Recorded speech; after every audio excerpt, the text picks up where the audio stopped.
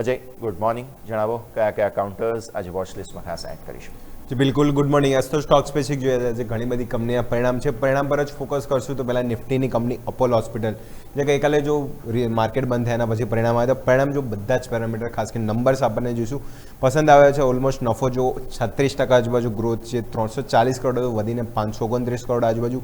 આવક બી જો double digit growth આવકમાં જોવા મળે છે, એટલે અનુમાન છે એનાથી બેટર નંબર ખાસ કરીને જોવા મળે છે. 18% આજુબાજુ 6600 કરોડ.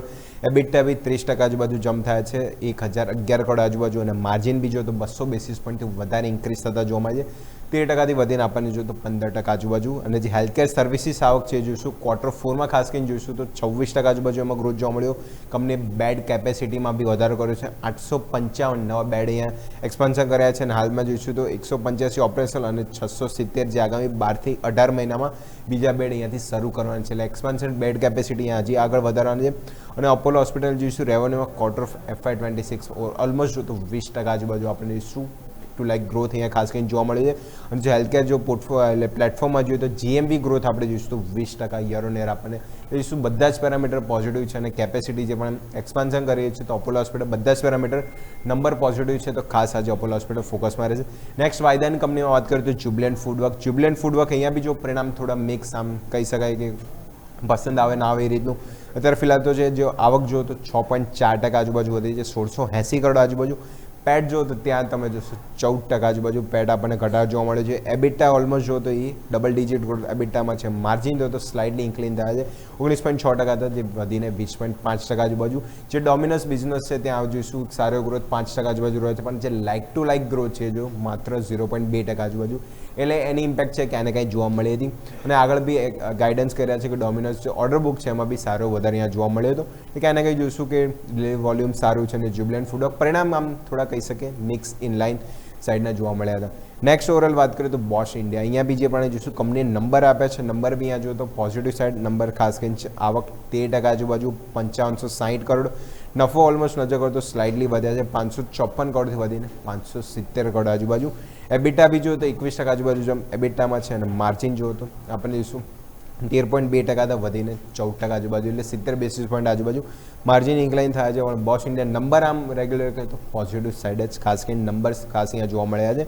નેક્સ્ટ વાત કરીએ તો વર્લપુલ ઇન્ડિયા અહીંયા ખાસ કરીને તમે નંબર નજર કરો તો વીક સાઇડ નંબર જોવા મળે છે. આવક 9% વધી છે, બાકી બીજા પેરામીટર જોઈએ તો બધા જ પેરામીટર વીક સાઇડ છે. નફો નજર કરો તો 30% આજુબાજુ નફો. એબિટા ઓલમોસ્ટ જોઈશું ડબલ ડિજિટ એબિટા આપણને ડાઉન થયા છે, 21% આજુબાજુ એબિટા ડિક્લાઇન થયા છે.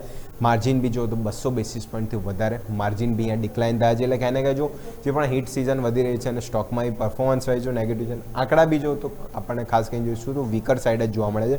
નેક્સ્ટ આપણે વાત કરીએ તો જેકે લક્ષ્મી સિમેન્ટ. જેકે સિમેન્ટ અહીંયા બી જે પણ કંપનીએ પરિણામ આપે છે અહીંયા બી જોઈશું તો નિરાશ કરનારા પરિણામ જ છે.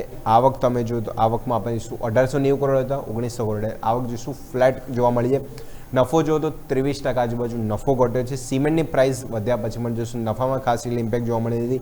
એબિટા બી જો ડબલ ડિજિટ ડેટ એબિટામાં જોવા મળશે, 300 કરોડની નીચે તમે જોઈશું ઓલમોસ્ટ એબિટા આપે છે. અને માર્જિન બીજો 300 બેસિસ પોઈન્ટ માર્જિન ડિક્લાઇન થાય છે, એટલે જોઈશું 18.5%થી તમે સીધા ઘટીને 15% આજુબાજુ. એટલે માર્જિન બી ક્યાંને કાંઈ જો ઘટાડા સાઈડ છે, વીક નંબર ખાસ કરીને કહી શકાય. જે કે સિમેન્ટ ફોકસમાં રહેશે. નેક્સ્ટ વાત કરીએ તો મેટ્રો બ્રાન્ડ, અહીંયા જે ખાસ કરીને કેશની કંપની છે મેટ્રો બ્રાન્ડ, અહીંયા જો ખાસ કરીને જે નંબર આપ્યા હતા નંબર પોઝિટિવ સાઈડ છે. આવક 20% ઘટી છે, નફો ઓવરઓલ જો 23% વધ્યો છે.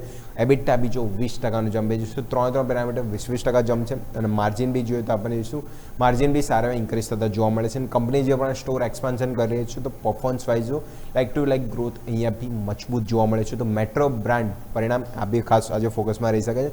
નેક્સ્ટ સમ્માન કેપિટલની વાત કરીએ તો અહીંયા ખાસ કરીને જોઈશું સમ્માન જેવા તો રિઝલ્ટ નથી, પણ ફોકસ અહીંયા બી ખાસ રહેશે. કારણ કે જો કંપનીની ખોટ છે વધી છે 324 કરોડથી વધીને 8101 કરોડ. 8101 કરોડ એના માટે જે ફાઇનાન્શિયલ ઇન્સ્ટ્રુમેન્ટ જે લોસ છે ખાસ કરીને એક જે આવે છે 288 કરોડ, અને જે એક્સેપ્શનલ લોસ કહેવાય એ બી આપણે આંકડો નજર કરીએ તો 6500 કરોડ. આ જે બી વસ્તુ છે એના લીધે જો કંપનીની ખોટમાં આપણને શું મોટો ડેન્ટ આપણને ખાસ જોવા મળે છે. આવક બી જો તો 36%નું ડેન્ટ આવકમાં છે, 2100 કરોડથી અમે સીધા ઘટી નાખ્યા છું 1357 કરોડ આજુબાજુ. અને જે કંપનીની લોન બુક છે એ બી જોઈશું 20% આજુબાજુ લોન બુક બી ઘટી છે. એટલે જોઈશું સમ્માન કેપિટલ બધામાં જ પેરામીટર જો ક્યાંને કાંઈ પરિણામ સમ્માન લાયક નથી તો સમ્માન કેપિટલ બી ફોકસમાં રહે છે.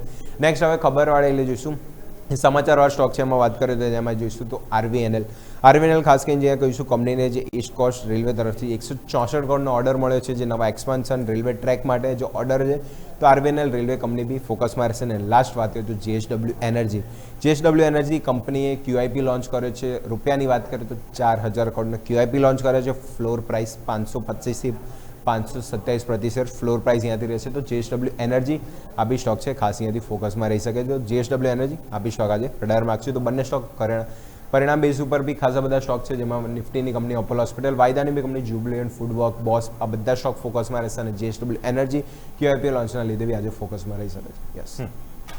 ઓકે, તો આ તમામ સંકેતો છે ધ્યાન પર રાખીશું. આભાર અજય આપનો અમારા સાથે જોડાવા માટે એના ડિટેલ્સમાં.